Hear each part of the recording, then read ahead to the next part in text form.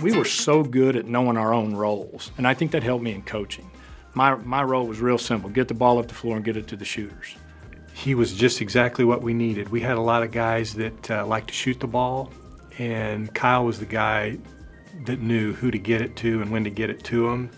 So he was the gel. He's what kept it all together, and he was just like a coach on the floor for us. He knew when I needed the ball. He knew when I was feeling it. He knew, especially at winning time, where the ball needed to go. I remember Coach Kretschmeyer in the paper, because the reporter asked him, he said, "How come Adams never shoots the basketball?" He goes, "I don't know. We tell him he needs to shoot more, And I saw him the next day in the locker room before practice. I said, "Oh, you want me to shoot more, do you, Coach?" He goes, "Don't believe what you read in the paper, Adams." I said, "Okay." And at that point in time, Arkansas had the triplets, and we were ranked in the top 2 in the country. Then we were number 1 and undefeated for most of the season. Queen had just released their song, "We Are the Champions." We adopted that as our theme song. Saturday Night Fever, John Travolta, we had that thing going. And so it was just kind of a fun time. It was a looser time. We were a very, very loose team, a very, very confident team. And with the Hogs in the background and Fayetteville High being number 1, it was spectacular. The city was on fire with basketball at that time. One of our games was against Joplin Memorial. They were ranked number 1 and undefeated in Missouri, and we were ranked number 1 in Arkansas. And so they came to town. And so we had a full house, overflow. There were people literally standing up on top of the gym outside, looking through the fans so they could see, looking through the big fans. It was so packed, people were standing on the baseline against the wall all the way to the inbounds line, all the way around the court. It was so loud in there, and I remember when I got to work with Coach Kretschmeyer after I graduated high school, and I was working, I said, "Where's the film for this game?" He said, "We had to take the camera out." So we needed the seats, so there was no place to put the camera. I said, "Wow." It all came to fruition, with the state championship, and Kyle was just a huge part of that. He was just exactly what we needed. It wasn't a team with a lot of great players, but it was a team that needed somebody directing them to put everybody in the right spot, get them the ball when they needed it. We were down 13 at half, and that's a large margin when you don't have three-point line. It isn't looking good. In fact, it's pretty darn hopeless. Our crowd was flat, we were flat, nothing was working. Coach Kretsch jumps up and gets teed up. He's like, something needs to change. Tyler takes a charge. Kyle does a reach from behind and slaps the ball away to me, and I throw it up over his head. He catches it over his shoulder and goes in and lays it in. And all that came together, and so we ended up pulling that thing out and winning the state championship. It was amazing. I don't want to give Kyle all the credit, but he was right in the middle of everything again. This is going to date him, but that's okay. I was 8 years old when they were winning the state championship, and being able to come in the old gym, being able to see that team play, what a great team, arguably, and I do mean arguably, one of the best state championship teams that's played here. But, he led that group. He was the point guard. The ball was in his hands. He was an extension of Coach Kretschmeyer, and we saw what that meant later on in his career.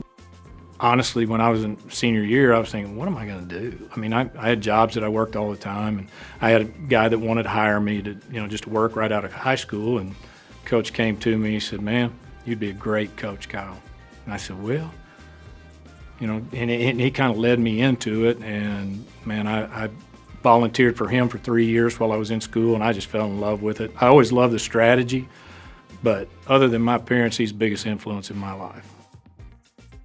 I was at Siloam Springs for 2 years, and the Woodland job opened up. Coach called me and said, "Hey, you want to come back over?" I'm in. I was at Woodland at that time as an 8th grader, and just remember the news of us having a new basketball coach, and so we were at the gym waiting for our new coach to arrive, and so I'll never forget it. I remember standing outside of Woodland, and this nice 280ZX pulls up in the parking lot, and he gets out and comes in, and the rest is history for us. Coach Adams is a phenomenal man. It's kind of crazy how this stuff comes full circle. But one of the life lessons I had, I got a technical foul, Woodland versus Ramey at Ramey. Yeah, I remember it because it was slow motion for all of us because the foul wasn't called, and Ronnie gets the basketball and he slams it on the floor, and you know, it was like a slow-mo action because you knew what was fixing to take place. The biggest game of the year, conference championship game, and here's our best player, the best player on the floor. But Coach Adams didn't budge. It was something that, you know, he preached, discipline, and Ronnie came to the bench. I wanted to make an impression on especially younger kids. I loved coaching junior high kids. It was one of the funnest times of my life. I just had a rule: if you get a technical foul, you sit, rest of the game. Doesn't matter when it happens. He told me these guys cheer for you when you're in the game. When they're on the bench, they cheer for you every single possession. What are you going to do when you're on the bench? That stuck with me like, oh, okay. I cheered with my teammates, rooted them on. We lost, unfortunately, but I never got a technical in college, never got a technical in the pros. And to this day, I tell people this story all the time. I will never get one because of this. I think the discipline and that leadership meant more at that point in a young man's life than winning a conference championship. I mean, I think Kyle could go into the State Hall of Fame for his golf coaching record. During my time, we had some really good men's golf, but the women's golf was just phenomenal with all Trevor's daughters, and getting to coach my own daughter in golf, that was special for me. I know you're not supposed to have favorites in coaching, but I do. I have two of them, my daughter and my son. Those are the greatest times for me. I'd come in my office and they were in there. And I'd say, where are you guys supposed to be? Well, we got English, but they let us out. And no, they didn't. Go back to class. I miss seeing them on a daily basis, and that was the greatest time of my coaching career. Kyle is able to take those things that we admired in him and convey them to his players, thousands of players. And you think of that legacy. I don't know of anybody in the last 30 years who has done more for Fayetteville High boys and girls than Kyle has. So tremendous selection for a player, for a golf coach, for a basketball coach, for a father figure. He's all of that wrapped into one. We were very, very lucky to have him.